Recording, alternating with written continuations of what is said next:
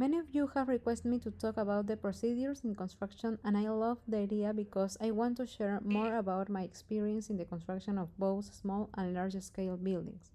Hello, I'm Jeline, an architect, and based on my construction experience, I'll detail some construction tips you should consider before starting, during, and after the work to ensure it is completed satisfactorily, meaning it is executed within the appropriate time frame, avoiding additional cost due to poor budgeting and addressing scope issues that may arise due to a lack of communications between the owner and the construction company.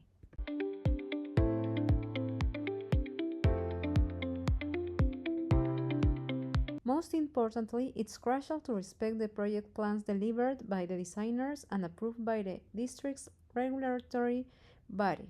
Regarding the approved project plans, it's essential that the work of coordinating the different specialties, architecture, safety, installations, and structures has been done beforehand. After that, an estimated construction budget should be prepared, and the payment methods and processes for each construction stage should be agreed upon with the client. Furthermore, the builder should consider all the scope involved in each item presented in the budget. In other words, a set of questions should have been prepared in advance and agreement should be signed by both parties. Here comes point number one. It's not the same to carry out a project with master builders who may indeed have experience in their specialty, but it is always advisable to have professionals such as architects or engineers supervise the processes according to the activity schedule and deadlines. Supervision on site is of great importance as it will keep the owner informed about the project's process, whether the construction company is meeting the agreed deadlines, and will also oversee processes, materials, and supplies as per the agreed specifications. Above all, they ensure that the work is being carried out according to the basic standards and guidelines known in every construction process. What I do not recommend is hiring workers or helpers, etc., to do everything, such as having the painter also pour the concrete slab or build the brick or drywall partitions. It will be reflected in the project's quality. It's worth mentioning that a mistake on site can lead to financial losses for the owner. As the saying goes, cheap ends up being expensive.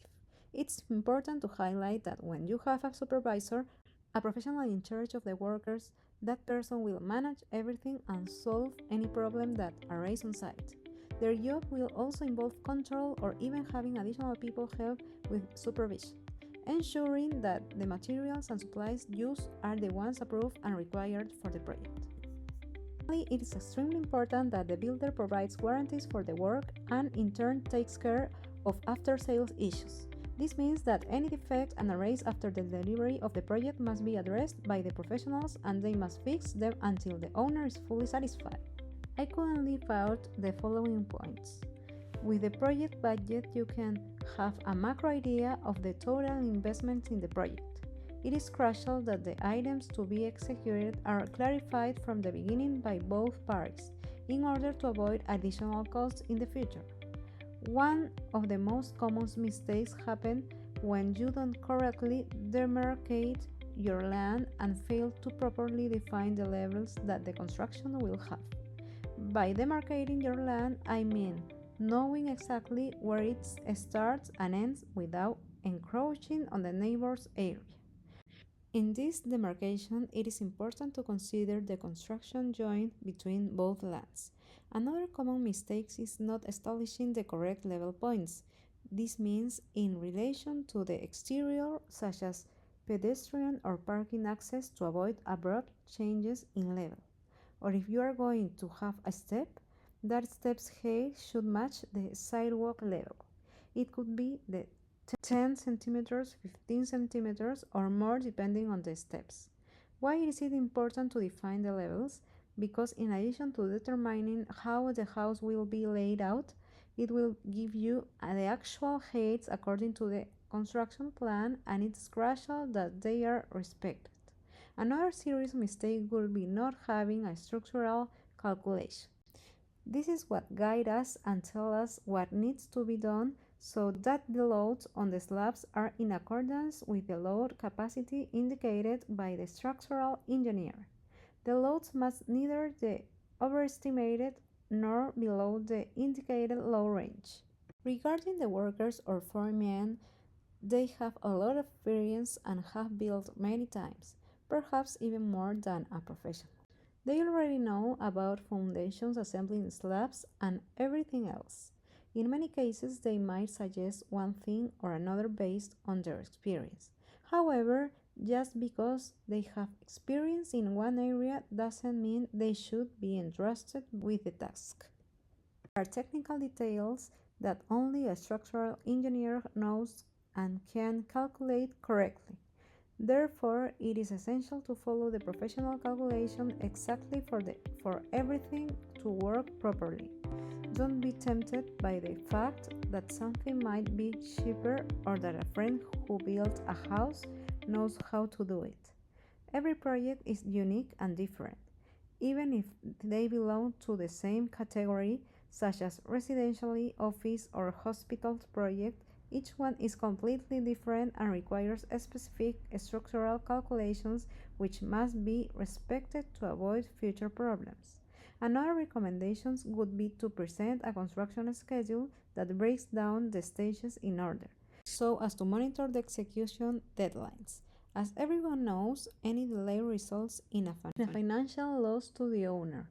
For example, when we begin construction, we must first carry out the preliminary works, followed by laying out the areas for offices, restrooms, dining areas, waste material storage, circulation areas, evacuation routes, a safe zone, loading and unloading areas, defining the main entrance where the security officer should be, and of course the first aid area for workers in case of an emergency.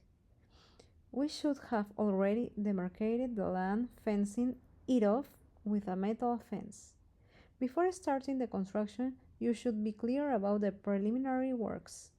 When starting the first phase of constructions, which involve the preliminary works, the soil studies should have already been completed, and any previous demolition work, if there was an existing building on the site, should have been carried out.